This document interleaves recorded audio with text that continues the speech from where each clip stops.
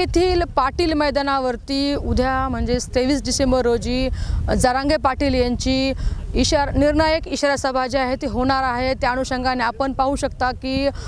जो पाटील मैदान आहे ते तब्बल 100 एकराचा परिसर आहे आणि या परिसरामध्ये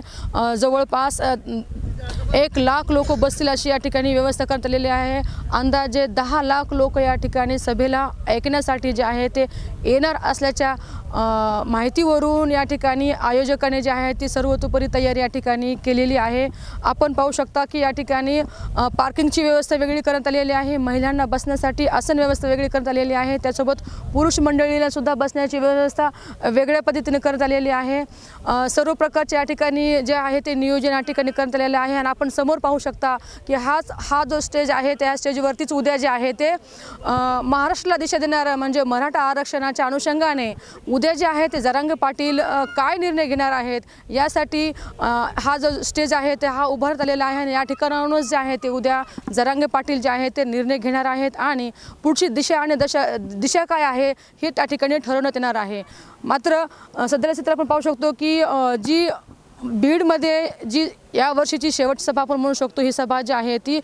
तयारी जी आहे ती अंतिम टप्प्यावर जी आहे ती येऊन ठेपलेली आहे आणि काही तासानंतरच म्हणजे उद्या सकाळपासूनच जे आहे ते रॅलीपासून सुरुवात होणार आहे आणि अनेक उपक्रम या ठिकाणी जे आहे ते राबवण्यात येणार आहे। जसं की 200 JCBच्या माध्यमातून जे आहे ते जरांगे पाटलावरती पुष्पवृष्टी जी आहे ते करण्यात येणार आहे। त्यानंतर जे आहे ते शहरातून ते सभेस्थानापर्यंत जे आहे ते रॅलीच्या माध्यमातून या ठिकाणी आणलं जाणार आहे आणि त्यानंतर जरांगे पाटील जे आहे ते संबंध मराठा बांधवाला महाराष्ट्रात तमाम जे मराठा बांधव आहेत त्यांना या ठिकाणून संबोधन करणार आहे आणि त्यानंतर जो आहे तो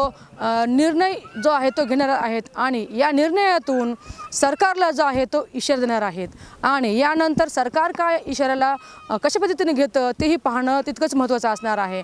एकंदर परिस्थिती पाहायला गेले तर उद्या जे आहे ते खूप महत्त्वाचा दिवस म्हणून देखील या सभेला पाहिलं जात आहे आणि त्या अनुषंगाने प्रशासनावरती देखील सर्वतोपरी तयारी त्या ठिकाणी सुरू असल्याचे देखील आपल्याला पाहायला मिळत आहे। कॅमेरा पर्सन संजीव ब्रायसह सुकेश नायकवाडे, टाइम्स नाऊ मराठी, बीड।